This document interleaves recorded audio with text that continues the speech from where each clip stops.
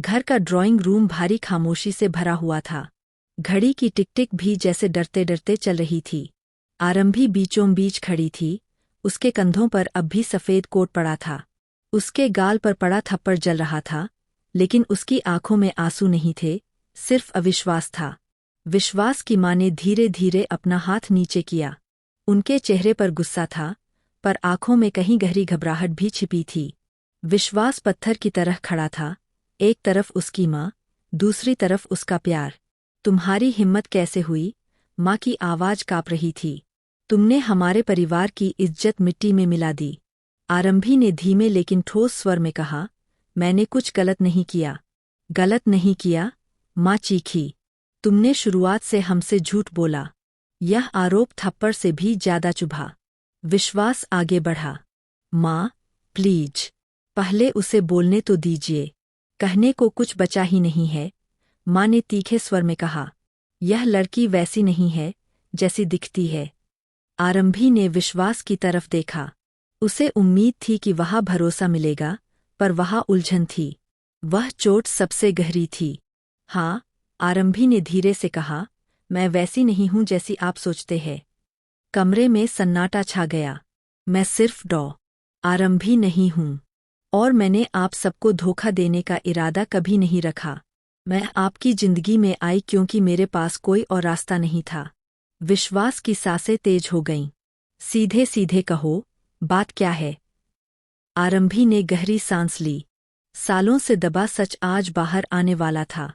कई साल पहले मेरे पिता पर मेडिकल लापरवाही का आरोप लगा।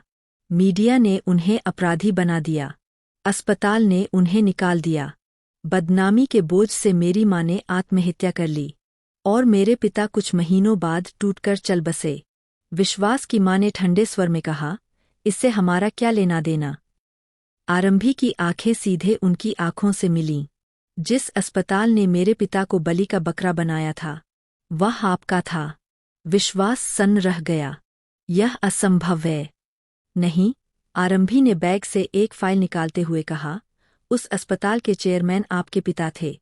असली गलती किसी और ने की थी, लेकिन दोष मेरे पिता पर डाल दिया गया।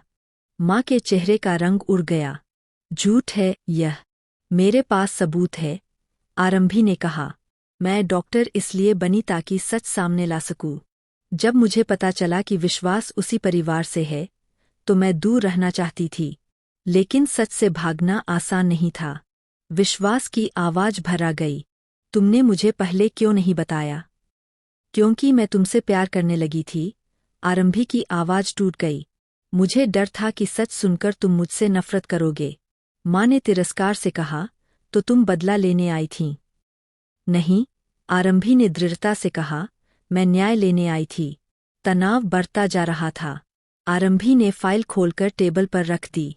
आपके पति ने मरने से पहले मुझे फोन किया था।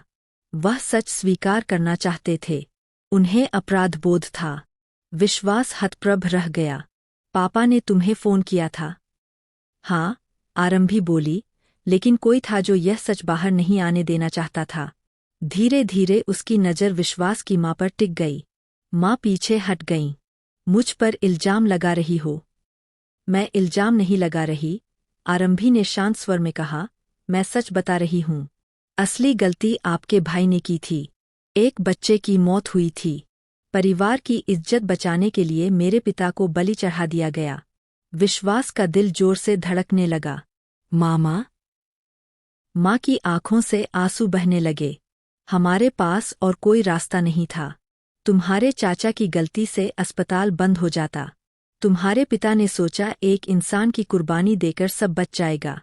एक इंसान नहीं, आरंभी की आवाज कांप गई, एक परिवार। विश्वास ने कांपते हुए पूछा, और पापा की मौत? माँ की चुप्पी सब कुछ कह रही थी। आरंभी ने आगे कहा, पोस्टमार्टम रिपोर्ट में दवाइयों का जिक्र है। ऐसी दवाइयाँ जो हार्ट अटैक को ट्रिगर कर सकती है। और वह दवा किसने दी, यह भी रिकॉर्ड में है। विश्वास ने धीरे धीरे माँ की तरफ देखा। आप तो नर्स है। माँ टूट गईं। मैंने जानबूझकर नहीं किया। मैं सिर्फ उन्हें रोकना चाहती थी। अगर वह सच बोल देते तो सब खत्म हो जाता। कमरे की दीवारें जैसे गवाही दे रही थीं। सच अब छिप नहीं सकता था। आरंभी की आंखों में अब आंसू थे, पर उनमें नफरत नहीं थी। मैंने सोचा था सच सामने लाकर मुझे सुकून मिलेगा, लेकिन बदले से सिर्फ और दर्द पैदा होता है। अचानक बाहर पुलिस सायरन की आवाज सुनाई दी। माँ ने घबराकर पूछा, तुमने पुलिस को बुलाया? मैंने सबूत पहले ही सौंप दिए थे, आरंभी ने शांत स्वर में कहा। अगर आज मैं यहां से जिंदा नहीं जाती तो भी सच सामने आ जाता। डोर बेल बजी। हर आवाज दिल पर चोट की तरह थी। विश्वास ने कांपती आवाज में पूछा, क्या हमारे रिश्ते का अब कोई भविष्य है? आरंभी ने उसकी आंखों में देखते हुए कहा, अगर होगा तो सिर्फ सच की नींव पर। दरवाजा खुला। पुलिस अंदर आई। माँ ने कोई विरोध नहीं किया। जाते जाते उन्होंने कहा, मैंने सब परिवार के लिए किया। उन्हें ले जाया गया। घर की दीवारें अब खाली लग रही थीं। विश्वास सोफे पर बैठ गया, जैसे सब कुछ खो चुका हो। अब क्या होगा? आरंभी धीरे से बोली, अब सच जिएगा। वह दरवाजे की ओर बढ़ी ही थी कि उसका फोन बजा। अनजान नंबर से मैसेज था। असली खेल अभी शुरू हुआ है। असली गुनहगार आज भी आजाद है। उसका दिल जोर से धड़कने लगा। उसने तुरंत फाइल फिर से खोली। एक दस्तावेज गायब था, वही दस्तावेज जो असली सर्जन की सीधी संलिप्तता साबित करता था। अचानक उसे याद आया, अस्पताल की उस रात की सीसीटीवी फुटेज में एक और चेहरा था, जो अब तक सामने नहीं आया था। विश्वास। उसने कांपते हुए विश्वास की ओर देखा। तुम उस रात अस्पताल में थे? ऐ ना। विश्वास की आंखें झुक गईं। मैं सच जान गया था। मैं पापा को रोकना चाहता था। मैंने मामा को दवा दी थी, लेकिन मुझे नहीं पता था कि वह घातक साबित होगी।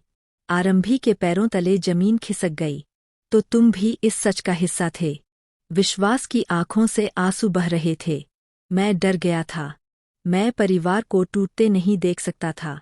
आरंभी ने धीरे से कहा, और तुमने मेरा परिवार टूटते देखा। पुलिस के कदमों की आहट फिर से सुनाई दी। इस बार आरंभी ने फोन उठाकर कहा, आपको एक और नाम नोट करना होगा। विश्वास ने सिर उठाया। क्या तुम मुझे भी सजा दिलाओगी? आरंभी की आंखों में दर्द था, लेकिन आवाज मजबूत थी। मैं किसी को सजा नहीं दे रही। मैं सिर्फ सच को उसका रास्ता दिखा रही हूँ। पुलिस अंदर आई। विश्वास ने बिना विरोध हाथ आगे बढ़ा दिए। घर में फिर वही सन्नाटा लौट आया, लेकिन इस बार वह सन्नाटा झूठ का नहीं, सच का था। आरंभी दरवाजे पर खड़ी थी। उसने आसमान की ओर देखा।